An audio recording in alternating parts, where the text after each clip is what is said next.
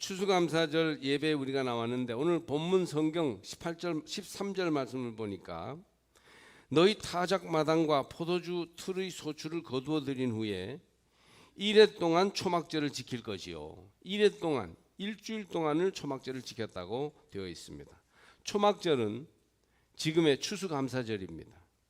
성경은 초막절 즉 추수감사절을 지키라고 분명하게 명령하고 있습니다. 추수감사절을 말하면서 가장 중요한 3대 절기를 16절에서 말씀하고 있는데요. 모든 히브리 남자는 1년에 3번 무교절과 77절과 초막절에 하나님이 택하신 곳에서 하나님을 만나라고 합니다. 3대 절기는 다 감사의 절기이니 1년 3번 하나님 뵙고 감사하는 큰 절기를 지키라는 것입니다. 첫 번째 감사인 6월절은 이스라엘을 구원해 주신 은혜에 대한 감사이고, 두 번째 초실절 맥주감사절은 첫 열매를 거두는 것에 대한 감사이고, 세 번째 초막절 수장절 추수감사절은 추수하여 거두는 것에 대한 감사절기입니다. 무교절은 6월절입니다. 이집트에서 이스라엘 백성들을 10가지 기적을 베풀어서 구원하셨죠. 드디어 이스라엘 백성들이 이집트에서 나올 때 광야에서 상하지 말라고 누룩 없는 떡을 먹게 했습니다. 그 빵이 요즘으로 말하면 베이글입니다. 베이글. 부풀린 것이 아니고 밀가루 그대로 만든 것이기 때문에 그것 하나 먹고 나면 배가 부릅니다. 요즘 베이글 빵을 먹고 나왔다 그렇게 생각하시면 돼요. 한국에서도 요즘 베이글 빵을 먹는 사람들이 많아졌는데 저도 아주 좋아합니다만은 감사절을 지키다가 그렇게 된 셈이에요. 두 번째 맥주절입니다. 가나안 땅에 들어가 첫 열매를 거둔 절기지요. 77절이라고도 하는데 6월절 후 7주간을 지낸 감사일입니다. 보리와 밀추수와 함께 참외, 오이, 자두, 살구, 매실과 같은 열매를 거두고 하나님 앞에 감사드린 것입니다. 광야에서 만나와 메추라기를 직접 내려주시고 불기둥과 구름기둥으로 보호해 주셨습니다. 가나안 땅에 들어가 첫 농사를 지어 곡식을 드리니 감사하여 지키는 절기가 맥주절입니다. 세 번째 절기가 바로 오늘 지키는 초막절 추수감사절입니다. 이날은 수장절이라고도 합니다. 초막이라 함은 이스라엘을 40년이나 광야에서 지켜주시고 율법을 주신 것을 기억하고 광야의 초막을 짓고 지킨다는 것이죠. 그래서 율법 수여일을 기념하는 뜻도 되고, 수장절이라 함은 거두어 저장하는 절기라는 뜻으로서 연말에 곡식을 거두어 저장하는 그런 절기라는 말이죠. 가을에 이것을 지키고 추수감사절을 의미합니다. 현대교회도 무교절 대신 부활절을 지키고, 맥주절에는 맥주감사절을, 초막절에는 추수감사절을 지킵니다. 성경대로 감사의 절기를 연중에 3번 지킵니다. 저는 오늘 여러분에게 감사의 증인 한 분을 소개하려고 합니다. 물론 많은 감사의 이야기들을 성경이나 어떤 다른 사람들의 이야기에서도 볼 수 있지만 우리의 삶 속에서 감사한 일이 없을까? 지난 한 해 동안 어떠했나? 이것을 돌아보려고 합니다. 우리 교인들 거의가 다 감사한 일이 많기 때문에 감사 증인이 될 수 있지만 특별히 자녀와 손자녀들을 통한 하나님의 역사를 간증하며 감사하기 위해 우리 가운데 한 분을 간증자로 세웠습니다. 기도 많이 하시는 가정이고 자녀들을 통해서 하나님이 역사하시는 것을 우리가 볼 수 있었기 때문에 이상교 원로 장로님의 간증을 들어보려고 합니다. 우리 문생군 권사님 준비한 간증을 잠깐 설교 중에 하시겠습니다. 네, 감사합니다. 여기까지 인도하신 에베네셀의 하나님 감사합니다. 이 시간 내 의를 나타내지 않고 주님을 자랑하는 시간이 되기를 원합니다. 저는 주님을 사랑하고 이 교회를 사랑합니다. 믿지 않던 남편이 교회에서 세례받고 장로되어 은퇴하고 더욱 감사한 것은 저는 3명의 딸이 있습니다. 이 교회에서 신앙교육과 양육을 받았지요. 여러 목사님들과 교사들에게 감사한 마음을 늘 가지고 있습니다. 대를 이어 하늘 양식 하는 것도 손자녀들에게까지 이 교회에서 받은 유산이죠. 장로님과 저는 믿음의 발자취로 이 교회에 영적 기념비, 은혜의 기념비를 하나님의 때가 이르면 세우기를 기도하고 꿈꾸며 기도하고 있습니다. 그런데 다른 두 딸은 결혼하여 자녀가 있는데 막내인 성지에게는 결혼한 지 7년이 되도록 자녀가 없어서 정말 아쉬웠습니다. 늘 하나님만 바라보며 기도했습니다. 몇 년 동안 중보 기도회에도 올려놓고 하나님의 때를 기다리던 중 2018년 다니엘 기도회 마지막 간증 시간 난임자가 아이를 낳은 간증을 하는데 그때 성령께서 제게 말씀하셨습니다. 내가 성지에게 아이를 줄 텐데 이 아이는 이런 아이로 자랄 거야 라고 하셨습니다. 난 너무 놀랐고 감사했죠. 간증하려고 하니 그 약속만 얘기할 수가 없었죠. 지금부터 하나님께서 하셨다는 얘기를 제가 하려고 합니다. 이 부부는 결혼하자마자 미국에 가서 살게 되었습니다. 새벽기도 하는 교회를 찾아다니고 날마다 하늘 양식도 합니다. 그런데 2019년 봄에 자궁에 혹이 여러 개 있어서 수술하라는 미국 의사의 진단을 받았습니다. 12월에 한국에 올 계획이 있으니 한국에서 수술하려고 고집했습니다. 그러나 저희는 미국에서 그냥 수술하라 이렇게 권면했습니다. 그러던 어느 날 평소에 이 부부를 아끼는 지인이 봉투 하나를 주면서 자신도 이 봉투를 받은 것이니 준다며 빨리 수술하라고 하셨답니다. 만날 때마다 예약했어? 병원에 갔었어? 이렇게 자꾸 재촉하는 바람에 6월에 미국에서 수술을 했습니다. 저는 이 사실을 하나님의 강권으로 믿습니다. 사위가 안 생기는 아이만 바라지 말고 공부를 하라고 해서 보스턴에 있는 주립대학에서 석사과정 2년차가 되어서 대학원에서 이 아이가 강의할 수 있게 되었는데 이민국에서 일할 수 있는 허가서를 내어주지 않아서 피가 마르도록 기도를 해도 소용이 없었습니다. 앞에 신청자, 성지 뒤에 신청자 다 나왔는데 성지만 쏙 빠졌죠. 참 좋은 기회인데 우리 모두 안타까워했지요. 10월 초까지 나와야 하는데 교수님이 이젠 할 수 없다고 했습니다. 강의할 수 있는 시간이 지나서야 허가서가 나왔습니다. 어느 날 제게 이런 생각이 들었습니다. 수술도 하고 성지 몸에 무리가 되어서 안 나왔구나 이런 생각이 들었습니다. 2019년 다니엘 기도회 직전에 배가 아프다고 해서 지난번에 한 수술이 잘못됐나 이런 염려가 되었습니다. 그러던 중 임신 테스트를 해보니 임신 사인이 보인대요. 우리 모두는 너무 기뻐했죠. 병원에 연락하니 11월 21일이 예약이 잡혔대요. 초음파 사진을 꼭 확인해야 되는데 7년 동안이나 기다렸기 때문에 이게 상상 임신이 아닐까 이런 염려가 있었던 거죠. 미국에서는 임신 9주 때 초음파 검진이 가능하답니다. 다니엘 기도 끝나는 날 저는 22일에 초음파 사진을 볼 수 있었습니다. 담임 목사님, 부목사님, 중보 기도팀 그 외에 늘 기도해 주시던 분들께 다니엘 기도 기간 동안에 말 못하고 있어서 좀 미안한 생각이 들었습니다. 주일날 아침 목사님께 말씀드렸더니 축복 기도해 주시고 기뻐하셨습니다.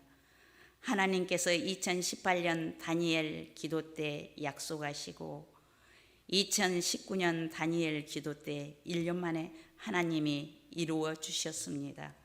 세상이 정말 달라 보였습니다. 꽃 한 송이, 풀 한 포기까지 지저귀는 새소리는 축하송으로 정말 감사했습니다. 에스겔 36장에 보면 이스라엘 백성을 바벨론 포로에서 하나님께서 끌어내시고 이것저것 축복의 약속을 해준 내용이 나옵니다. 거기에 그래도 이루어 주시기를 하나님께 구하라는 말씀이 또한 깊이 생각이 들었습니다. 아브라함도 생각이 났습니다. 그러나 코로나19 때문에 살얼음판을 지나는 것 같았습니다.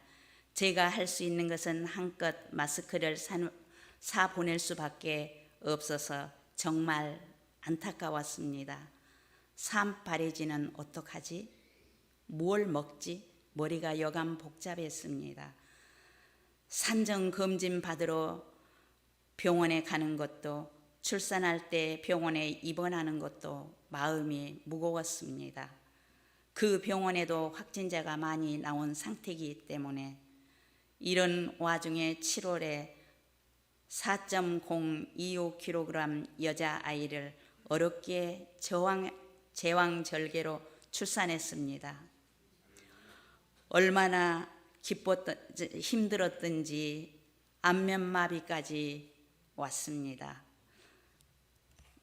무엇을 먹을까, 무엇을 입을까 염려하지 말라는 주님의 말씀이 떠올랐습니다. 정말 1개월 동안 지인들이 당번을 정한 것 같이 매일 미역국, 잡채, 갈비 등등의 음식을 가져다 주었대요. 한 달이 지나니 음식이 뚝 끊어졌는데 저는 이런 생각이 들었습니다. 이스라엘 백성이 광야에서 만나를 먹고 지냈는데 가나안에 가서 농사를 지어 먹게 되니 만나가 뚝 끊어진 것 같았습니다. 몸조리 1개월 동안 하나님이 귀한 분들을 통하여 먹이셨구나, 이런 생각이 들었습니다. 악을 선용하시는 하나님, 코로나19 때문에 재택근무하는 사이가 아이를 돌보고 성지는 이번 학기 강의도 하고 집에서 비대면으로 남은 학기를 마칠 수 있을 것 같아요. 지난번 이민국에서 허가서가 안 나온 것은 임신 초기 2시간 왕복 운전과 강의 준비가 힘들 텐데 이 모든 일을 하나님이 하셨습니다. 그러나 기도해 주신 모든 분들께 감사하고 특히 담임 목사님 감사합니다. 주님의 은혜로 아이도 잘 자라고 엄마도 성지도 몸이 잘 회복되어 잘 지내됩니다. 엄마 된 성지도 몸이 잘 회복되어 잘 지내고 있습니다. 계속 연약한 이 장로와 저를 위해서 기도를 부탁드립니다. 지금까지 저희 가정 얘기를 들어주셔서 고맙습니다. 할렐루야. 하나님 감사합니다. 영광을 아버지께 돌립니다. 아멘.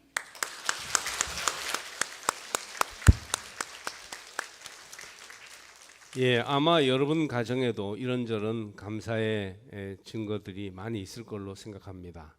우리 교우 가족 가운데 우리 장로님 가정에서 하나님이 만지시고 또 복 주시고 인도하신 것을 생각하니까 얼마나 감동이 되는지 모르겠습니다. 지금 전염병 재유행 팬데믹 상황이 계속되는 가운데 비대면 예배를 드리라는 권고를 듣고 있지만 우리는 하나님께 예배하기 위해서 방역 거리, 사회적 거리를 지키면서 지금 예배하고 있습니다. 우리가 이 와중에 추수감사절이 자리로 나오게 된 것입니다. 시련 속에서, 질병 속에서, 역경 속에서의 감사이니 너무나도 감격스럽고 특별한 추수감사절이 아닐 수 없습니다. 여러분, 하나님의 놀라우신 은총과 기적과 치유와 축복이 여러분과 여러분 가정 위에도 충만하게 임하는 추수감사절 되시기를 바랍니다. 오늘 성경을 보니까 세 가지 하라는 말씀이 있어요.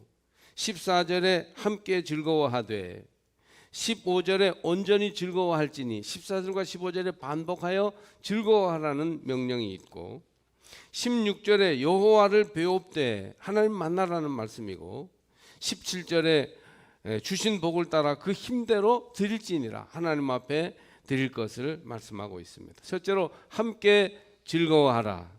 절기를 지킬 때에는 너와 내 자녀와 노비와 내 성중에 거주하는 레위인과 객과 고아와 과부가 함께 즐거워하되 14절 말씀이죠. 여러분 오늘 추수감사절을 드릴 때 하나님과 함께 즐거워하고 계십니까?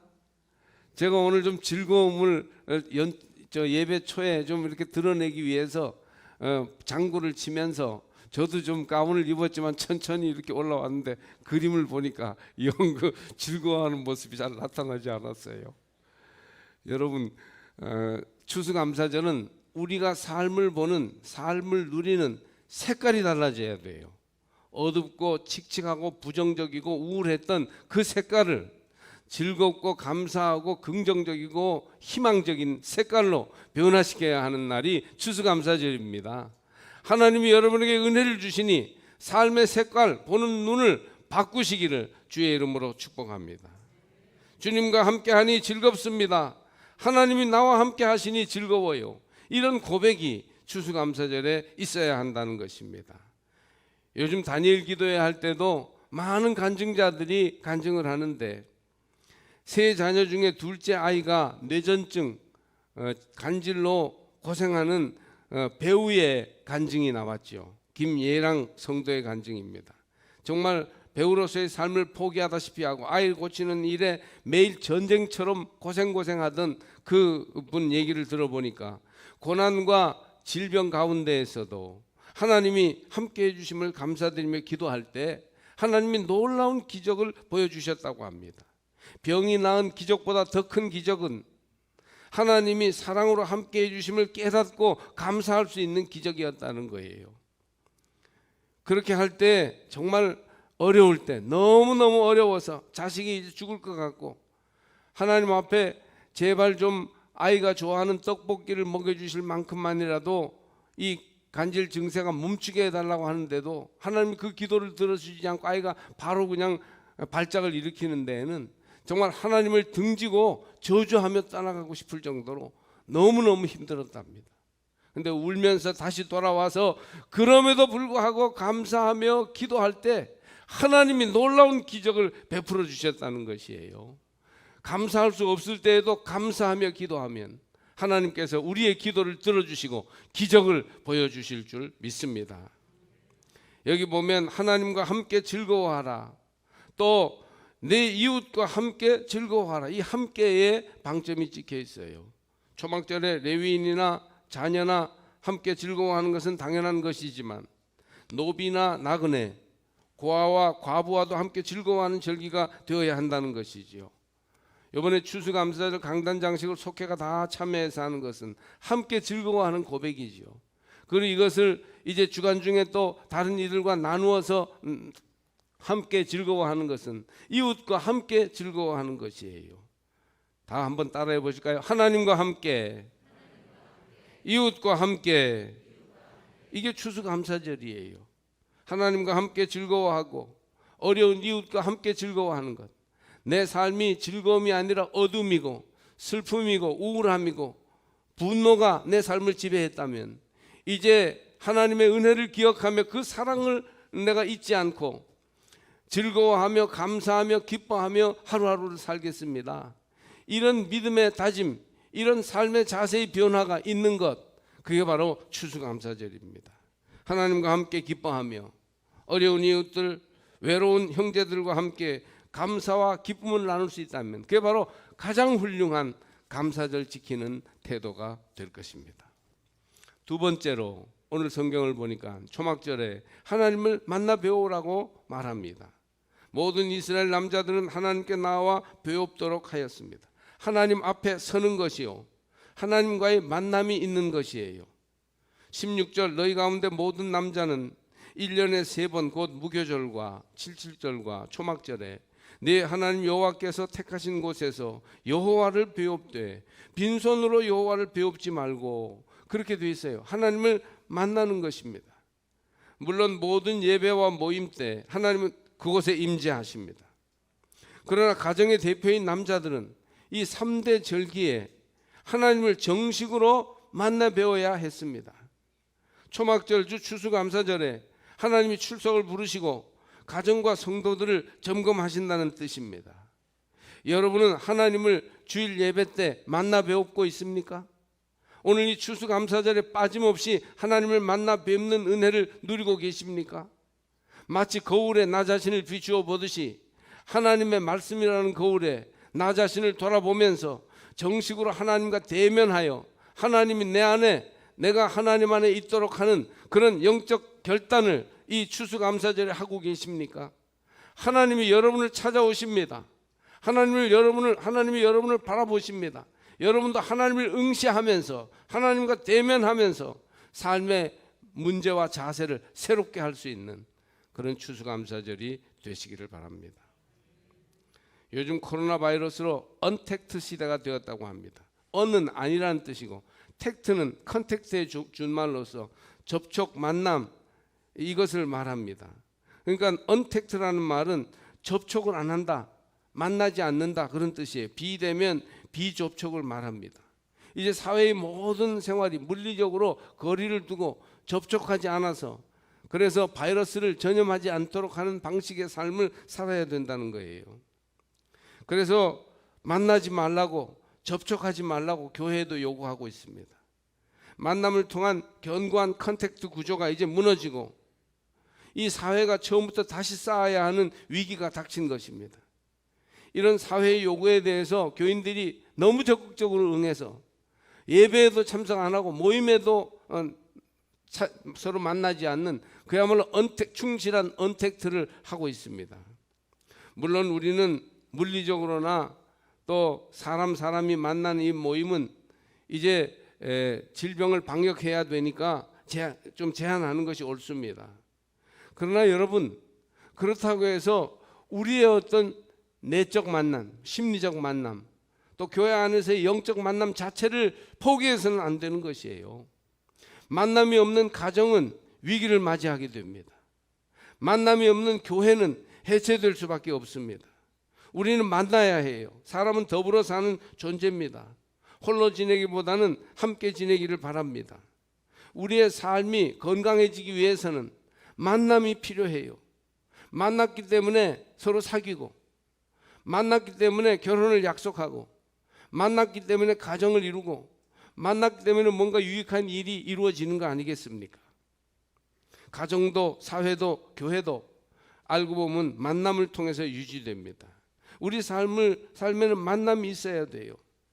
언택트 시대이지만 어떤 형태로든 컨택트가 필요해요. 만나지 않으면 무력감에 빠지고 우울감이 밀려옵니다. 그래서 많은 사람들이 우울증에 빠지는 것이 건강한 만남이 안 이루어지기 때문에, 함께 한다는 기쁨을 누리지 못하기 때문에 우울증에 빠지고 공황장애에 빠지게 되는 것입니다. 그러므로 물리적으로 방역을 위해서 잠깐의 언택트는 필요하지만 그보다 더 지금도 항상 컨택트가 필요하다는 사실을 아셔야 합니다. 하나님께 나와 배웠고 하나님과의 만남을 회복하는 것은 결코 피해서는 안 돼요. 모든 남자는 1년 3대 절기에 하나님께 나와서 배워야 한다. 그렇게 명령하고 있는 것은 오늘 우리들에게도 하나님과의 만남을 결코 소홀히 해서는 안 된다는 가르침인 것입니다. 하나님과의 만남마저 막아버린다면 우리 영혼은 숨이 막혀 병들 것입니다. 이 추수감사절의 기도로서 또 예배로서 찬양으로서 그 밖에 어떤 여러 가지 신앙적인 노력으로 하나님을 만나시는 성도들이 다 되시기를 바랍니다. 또 추수감사절은 하나님께 드리는 절기입니다. 17절을 보니까 각 사람이 내 하나님 여호와께서 주신 복을 따라 그 힘대로 드릴지니라. 우리는 하나님께 무언가를 받고 싶어 해요. 하나님은 우리에게 많은 것을 주실 수 있는 분이시죠. 사람이 줄 수는 없어도 하나님은 주실 수 있어요. 건강을 주실 수 있습니다. 행운을 주실 수 있습니다. 부귀도, 큰 부귀는 하나님께 달려 있습니다. 우리의 삶의 과거, 현재, 미래를 하나님이 다 주관하고 계십니다. 그러기 때문에 우린 자꾸 하나님에게서 답답할 때 뭘 달라고 합니다. 건강을 주세요. 가난을 면케해 주세요. 자식들의 성공을 주세요. 하나님께 기도하죠. 그러나 여러분 생각해 보면, 믿음의 눈을 떠서 보면 하나님은 이미 우리 인생에 많은 것을 주셨습니다. 생명을 주셨습니다. 생명 누가 주셨어요? 하나님이 주셨어요. 시간을 주셨습니다. 세월을 하나님이 허락해 주셔야 우리가 가지고 있는 것이에요. 또 가장 흔하지만 가장 중요한 것, 태양과 공기와 물, 바람, 이런 것들은 하나님이 값없이 주신 것입니다. 성숙한 신앙인은 받기보다 드리기에 힘씁니다. 왜냐하면 이미 받은 것을 알기 때문에. 이제 더 안 주셔도 돼요. 받은 것 가지고 잘 살게요. 그리고 내가 할 수 있다면 귀한 것을 하나님께 돌려드리고 싶어요. 이게 성숙한 신앙인이에요. 드리는 것이 복이요, 드리는 것이 기쁨입니다. 하나님이 무슨 추수물이나 은과 금이 부족해서 우리에게 드리라고 하시는 것이 아닙니다. 드림으로써 하나님과의 관계가 더욱 깊어지고, 드림으로써 영과 육의 온전함과 풍성함을 더하여 주시기 때문인 것이죠. 빈손으로 여호와를 배웁지 말고 주신 복을 따라 그 힘대로 드리라고 한 것은 하나님께 구체적으로 감사를 표현하라는 말씀이에요. 하나님께 감사를 구체적으로 표현하시길 바랍니다. 실제적인 감사를 하나님께 돌리시기를 주의 이름으로 권면합니다. 좀 전에 인용했던 다니엘 간증자 김예랑 성도의 말을 인용하면, 정말 감사드릴 수 없을 때, 자식의 질병이 거의 죽을 지경이 되어 방법이 없고 절망할 수밖에 없을 때, 정말 너무너무 힘들 때, 그때 눈물을 흘리며 하나님께 오히려 감사드리며 기도했더니 하나님이 강력하게 역사하신다는 것을 알았다는 것입니다. 우리가 하나님을 움직이려고 감사하며 기도하는 것이 아니라, 기도하라는 것이 아니라, 하나님께서도 아들 예수님을 우리 위해 십자가에 내어주신 사랑으로 우리를 행하셨기 때문에 우리가 최선을 다하여 감사를 드리며 기도하는 것이 마땅하다는 것이에요. 하나님께 감사하는 우리 제일교회 성도들이 다 되시기를 주의 이름으로 축복합니다.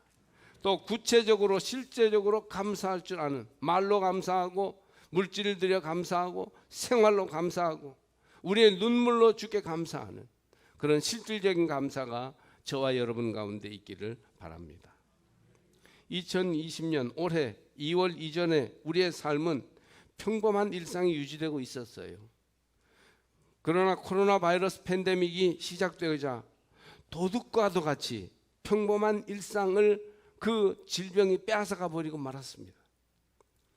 하나님이 왜 인류에게 코로나 바이러스의 재앙을 주셨을까요? 저는 더 욕심 부리지 말고 있는 형편에 감사하며 살라고 이 재앙을 주시지 않았는가 생각합니다. 현대인은 행복할 만한 조건을 이미 가지고 있었음에도 불구하고 자꾸만 더 달라고 욕심을 부렸어요. 이제 이 욕심을 그치게 해야 되겠다. 하나님이 아마 그런 작정을 하시지 않으셨는가 생각합니다. 더 많이 가지고 더 많이 누리고 더 많이 쌓겠다 하기보다는 이제 불편하지만 덜 누리며 살겠다, 이제 더불어 함께 살겠다 하는 공존의 윤리, 감사의 윤리를 터득하시기를 바랍니다.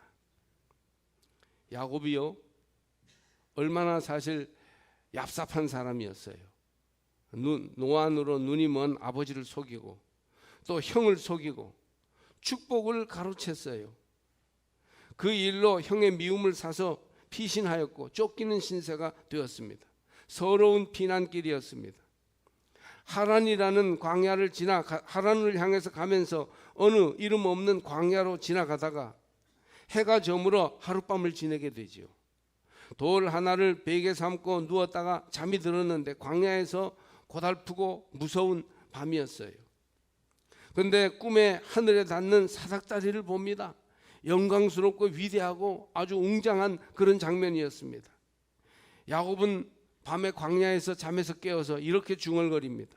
이 얼마나 두려운 곳인가. 이곳은 다름 아닌 하나님의 집이로다. 여기가 바로 하늘로 들어가는 문이로구나. 자기가 지금 살고 있는 것이 버림받은 광야의 길인 줄 알았는데 거기가 바로 하나님의 집이고 하늘로 들어가는 문이구나, 이걸 발견하게 된 것입니다. 추수감사절에 조용히 자신을 돌아보며 하나님의 사랑과 베푸신 은혜를 되새겨 보시기를 바랍니다. 아까 우리 이상교 장로님 가정에만 그런 하나님의 은혜가 임한 게 아니에요. 저는 그래서 이번에 아주 제일 어려운 사람을 선택해서 간증하게 해볼까, 그렇게 하면서 기도하면서 한참 또 준비를 해봤는데 그런 분에게 너무 부담이 될 것 같아서, 그래서 하나님께서 정말 눈에 띄게 확실하게 증거를 보여주신 가정이라고 생각도 해서 그래서 간증을 부탁드렸습니다. 여러분, 자신의 내면을 조용히 살펴보고 하나님을 응시해 보시기 바랍니다. 이런 근본적인 믿음의 눈이 열린다면 오늘 우리의 위기와 고통스러운 시간들은 새로운 감사를 위한 출발점이 될 것이에요. 지금 여기에서 하나님이 하셨습니다. 지금 여기에서 하나님이 역사하고 계십니다. 그러므로 여기에서 우리는 감사하며 찬양하며 기뻐하며 하루하루를 살아갈 수 있습니다. 구상 시인의 앉은 자리가 꽃자리니라, 그런 시가 있어요. 그 끝연을 읽어드리겠습니다. 앉은 자리가 꽃자리니라, 네가 시방 가시방석처럼 여기는 너의 앉은 그 자리가 바로 꽃자리니라.